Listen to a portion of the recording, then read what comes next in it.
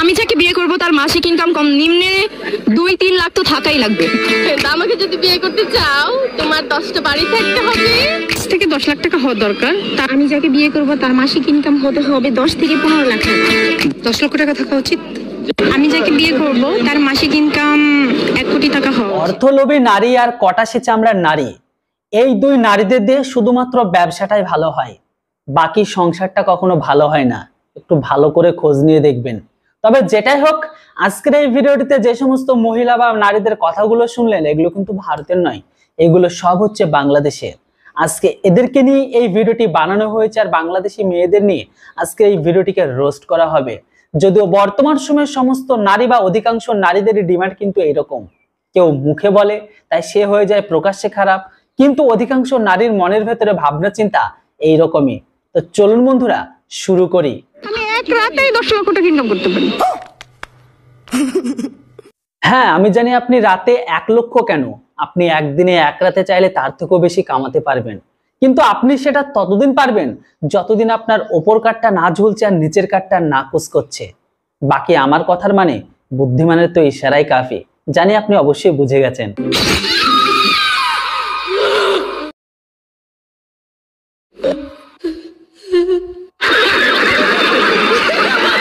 কত টাকা বেতন হলে একজন হাজবেন্ড পারফেক্ট হয়? ফিউচারে আমার তো একটা রিকশাওয়ালার সাথে বিয়ে হইতে পারে, এটা তো আমি জানি না। আর এই হিসাবে বলতে পারি যে মোটামুটি যেহেতু আমরা এখন ঢাকা শহরে আছি, যেন মানে বাসার ভাড়া দিতে পারে আর আমাদের খাওয়া দাওয়া ঠিকভাবে রাখতে পারে, আমাকে আর কি ঠিকভাবে রাখতে পারলেই হলো। আমার এত বেশি চাহিদা নাই এরকম যে অনেক বেশি লাখ লাখ টাকা ইনকাম করতে হবে। বিশ্বাস করুন, এরকম টাইপের মেয়ে কোনো পুরুষের জীবনে পাওয়া সত্যি ভাগ্যের ব্যাপার। কেননা বর্তমান সময়ের এই যুগে এসে এরকম মেয়ে, ভাবনা চিন্তা রাখা মেয়েগুলো যে পাবে সে বড্ড লাকি, কপাল করে সে জন্মেছে সে। কেননা আজকের দিনে কোনো মানুষই কিন্তু অভাবে থাকে না। অভাবটা কোথায় জানেন? সেটা হচ্ছে চাহিদার অভাব। খাওয়া পড়ার অভাবে কেউ ভোগে না, যার যত আছে তার তত চাই। আর বর্তমান সময়ে এসে বা এই জেনারেশনে এসে এই মেয়ে পাওয়া সত্যি বড়ই ভাগ্যের ব্যাপার। দেখুন, 2025 সালে এসে দাঁড়িয়ে এই কথাটা যদি আপনি অন্য কোনো মেয়েদের জিজ্ঞাসা করেন, সেটা ইন্ডিয়া হোক বা বাংলাদেশ, তারা কি বলে সেটা আমি বলবো না, তাদের মুখে থেকে আপনারা নিজেরাই দেখে নিন, নিজেরাই শুনে নিন, তারপরে আমি আপনাদের এর রিটেলেশন দেবো। আমাকে যদি বিয়ে করতে চাও তোমার 10টা বাড়ি থাকতে হবে, 5টা গাড়ির মালিক হতে হবে, আমাকে আইফোন 16 প্রো ম্যাক্স কিনে দিতে হবে অনেকগুলা। তা বলছি মামুনি, 10টা গাড়ি, 5টা বাড়ি, 16টা আইফোন 16 প্রো ম্যাক্স, এগুলো দিয়ে আপনি করবেন কি? কেননা মানুষের তো একটা ফোন হলেই হয়, বাকি ফোনগুলোকে আপনার সামনে আর পেছনে দেবেন? ঠিক আছে, আমি একটু ভেবে দেখি। যেটা হোক, কি করবেন আপনার ব্যক্তিগত ব্যাপার। তা আগে বলুন, আপনাকে বিয়ে করতে হলে আপনার হাজবেন্ড কতগুলো লাগবে? মানে কি বুঝলেন না? কেননা একটা হাজবেন্ডের পক্ষে এতগুলো আপনার ডিমান্ড পূরণ করা কখনোই সম্ভব নয়। তাও সত্য। বিয়ে করতে হলে যদি এতগুলো ডিমান্ড লাগে, তাহলে ভাবুন বিয়ের পরে আপনার কি কি ডিমান্ড থাকবে। আহারে কি কোন? কেননা ছেলেরা তো কোনো টাকা কামানোর মেশিন নয়, তারাও তো মানুষ, আর এটা একজন পুরুষের পক্ষে কখনোই সম্ভব নয়। সেই জন্য আপনার কটা হাজবেন্ড লাগবে সেটা প্লিজ কমেন্ট বক্সে কমেন্ট করে জানাবেন। আমি যাকে বিয়ে করব তার মাসিক ইনকাম কম নিম্নে 2-3 লাখ তো থাকাই লাগবে। কয়েক বছর আগে পর্যন্ত আমার একটা শাকচুন্নি ছিল, যার মা ব্যবসা করে পাড়ায় আর মেয়ে ব্যবসা করে সোশ্যাল মিডিয়ায় আর মার্কেটে। তারও ডিমান্ড কিন্তু ঠিক এইরকম টাইপেরই ছিল, কিন্তু এখন তারা দুজনে মনে হয় এই ব্যবসাটা শুরু করেছে তার সাথে সাথে। আমি যাকে বিয়ে করব তার মাসিক ইনকাম হতে হবে 10 থেকে 15 লাখ টাকা। ওরে বাবারে, এই চেহারাতে বলে কিনা মাসে 10 থেকে 15 লক্ষ টাকা? প্রথমে ভালো কোনো একটা সেলুনে যা বা বিউটি পার্লারে যা, গিয়ে আগে ভালো করে ফেসের দাড়ি গোপগুলো কামিয়ে আয়, তারপরে না এই কথাটা বলিস, তখন না একটু ভেবে দেখা যাবে। তা অর্থলোভী নারী, তোমার কাছে এমন কি আছে যে জিনিসটার জন্য তোমাকে বিয়ে করতে হলে কোনো পুরুষকে মাসে 10 থেকে 15 লক্ষ টাকা ইনকাম করতে হবে? কি সুন্দরী না? আমি কি পরিমণি থেকে কম নাকি? আমার রূপ যখন কি কম আছে নাকি? কোন দিক দিয়ে কম? কিসের কম আছে? সব দিক দিয়ে ভরপুর। ও বুঝলাম, 10 থেকে 15 লক্ষ টাকা ইনকাম করা পুরুষ আজ থেকে 5 বছর পরে তার ইনকাম হয়তো অনেক গুণ বেড়ে যাবে, কিন্তু ঠিক 5 বছর পরে তোমার সুন্দর রূপ, চেহারা, যৌবন সেটা তো ঝুলে যাবে, মানে উপর কাটটাও ঝুলে যাবে, নিচ কাটটা কুঁচকে যাবে। তখন কি হবে? কেননা টাকা তো বাড়বে, ওটা তো আর বাড়বে না। হলেও 2.5-3 লাখ। 3.5 লাখ টাকা তার ইনকাম থাকতে হবে। শালা পুরো শরীরে আছে 500 টাকার ড্রেস, আর এই 500 টাকার গেট আপ দেখে বলে কিনা মাসে 2.5 থেকে 3 লক্ষ টাকা ইনকাম করতে হবে। তা বলছি, টাকা কি গাছে ধরে? তা মামুনি, তোমার এত টাকা কিসে লাগবে?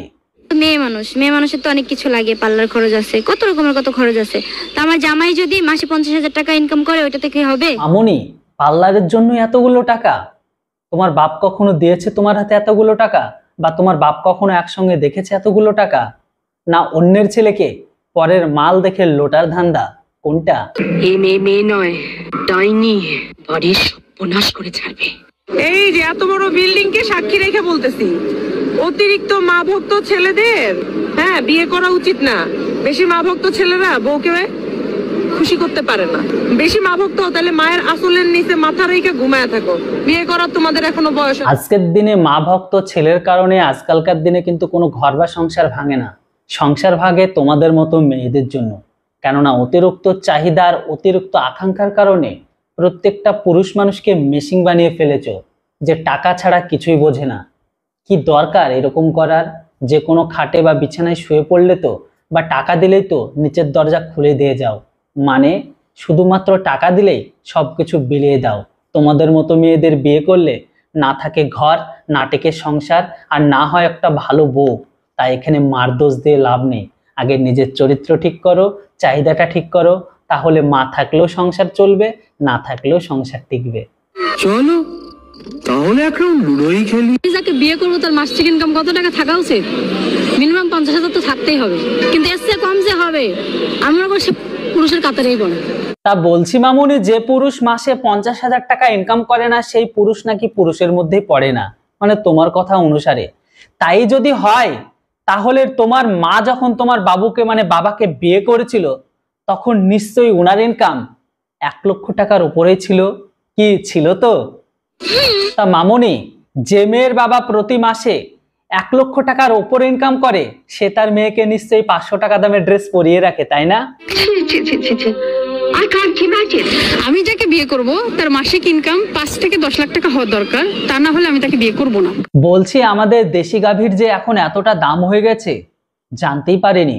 তাহলে ভাবুন তো রাশিয়ানদের দাম কত হওয়া উচিত। তা মামুনি, তুমি নিজে মাসে কত টাকা ইনকাম করো? আমি নিজে মাসে 5 লাখ টাকা ইনকাম করি, তাই 10 লাখ টাকা এটা কোনো ব্যাপারই না। কি বলেন ভাই আপনি? আমি এক রাতেই 10 লক্ষ টাকা ইনকাম করতে পারি। ওরে বাবারে, তা মামুনি কিভাবে সম্ভব? এটা আপনি কিভাবে করেন? যদি একটু প্রসেসটা বলেন তাহলে আমার উপকৃত হতো। মানে আমিও আর কি চেষ্টা করতাম যে এক রাতেই 5 থেকে 10 লক্ষ টাকা ইনকাম করা। কিভাবে সম্ভব এটা আমি বলতে পারবো না, এটা হচ্ছে ওপেন সিক্রেট। কি এমন সিক্রেট জিনিস যেটার জন্য মেয়েরা এক রাতে 5 থেকে 10 লক্ষ টাকা ইনকাম করতে পারে? মামুনের কথা শুনে মনে হচ্ছে ওপরবালা আমাদের সাথে বড় নাইনসাফি করেছে। মানে ওপরবালা এই মেয়ে মানে মামুনিদের ভেতরে এমন একটা জিনিস দিয়েছে, যেটার জন্য তারা 5 থেকে 10 লক্ষ টাকা একদিন ইনকাম করে। আমি 10 লক্ষ টাকা বাদ দিলাম, 5 থেকে 4 লক্ষ টাকা কামানোর জিনিস বা সিক্রেট জিনিসটা তো দিত, যেটা আমরা একদিনে বা এক রাতে 4 থেকে 5 লক্ষ টাকা, ওটাও বাদ দিলাম। একদিনে 50,000 হলে তো আমরা খুশি হতাম। তুই সমঝা? তুই সমঝা নেই। এতক্ষণে বুঝতে পারলাম আসলে ওপরবালা এই সমস্ত মামুনিদের জন্য বা এই সমস্ত মেয়েদের কপালে একটা করে আন্ডারগ্রাউন্ড গর্ত দিয়েছে। আর এই গর্তের কারণে এই সমস্ত মামুনিরা এক রাতে 5 থেকে 10 লক্ষ টাকা পর্যন্ত কামাতে পারে। মানে রাত হলেই এরা আন্ডারগ্রাউন্ডের গর্ত খুলে দেয়, আর সেই গর্তে ভরি ভরি টাকা চলে আসে, ছাকনা দিয়ে শুধু ছেঁকে তুলে নেয়। কি বুঝেছেন এবার আমি কোন আন্ডারগ্রাউন্ডের কথা বলছি? হ্যাঁ, এটা সেই আন্ডারগ্রাউন্ডের কথা। আমি যাকে বিয়ে করব তার মাসিক ইনকাম 1 কোটি টাকা হওয়া উচিত। না, এরকম হলে হবে না। ছোটবেলা থেকে বিশেষ করে যখনও বুঝতে শিখিনি তখন থেকে অস্ট্রেলিয়ান আমেরিকান গাভীগুলো কিন্তু আমার অনেক পছন্দ ছিল। কিন্তু বর্তমান সময়ে গাভীর যেভাবে দাম বৃদ্ধি হচ্ছে, এতে মনে হয় না আর কোনো গাভী কেনা সম্ভব। কেননা দেশি গাভীর দাবি যদি এতটা হাই থাকে, তাহলে ওই সমস্ত গাইগুলো কি করে কেনা যাবে? কিন্তু আমার সাদা মনে একটা অতীব সহজ সরল প্রশ্ন আছে, যে ছেলে প্রতি মাসে 1 কোটি টাকা ইনকাম করবে, সে ছেলে কেন এই মেয়েকে বিয়ে করতে যাবে? কারণ আমার রূপ যৌবন আছে, তো এই জন্য সে আমাকে বিয়ে করবে। আমি কি কোনো দিক দিয়ে কম নাই? বলছি, এই রূপ যৌবনের জন্য প্রত্যেকটা পুরুষকে বা যে পুরুষগুলো আপনাকে বিয়ে করতে চায় তাকে 1 কোটি টাকা কামাতে হবে? শালা এর থেকে তো ভালো আমাদের ভারতে মানে ইন্ডিয়াতে সোনাগাছি, খিদিরপুর, নতুন বাজার, এখানে তো 500 টাকায় আপনার থেকে ভালো রূপ যৌবন পাওয়া যায়। বিশ্বাস না হলে একবার খোঁজ নিতে পারেন। আমি যাকে বিয়ে করব তার মাসিক ইনকাম কম নিম্নে 2-3 লাখ তো থাকাই লাগবে। তা বলছি মামুনি, ঠোঁটে 50 টাকার লিপস্টিক, গোটা ফেসে 100 টাকার ফেস প্যাক আর গোটা ড্রেসে 500 টাকার ড্রেস পরে আপনাকে বিয়ে করতে হলে সেই ছেলেকে ইনকাম করতে হবে মাসে 2 থেকে 3 লক্ষ টাকা। তা টাকা কি গাছে ধরে? শালা প্রয়োজন পড়লে সব পুরুষগুলো হাত দিয়ে কাজ চালিয়ে নেবে, তবু এই মেয়েকে কেউ বিয়ে করবে না। কেননা এই সমস্ত মেয়েকে বিয়ে করলে না হবে ঘর, না হবে সংসার, আর না হবে স্ত্রী। কেননা এদের লোভ শুধুমাত্র টাকার দিকে। 10 লক্ষ টাকা থাকা উচিত।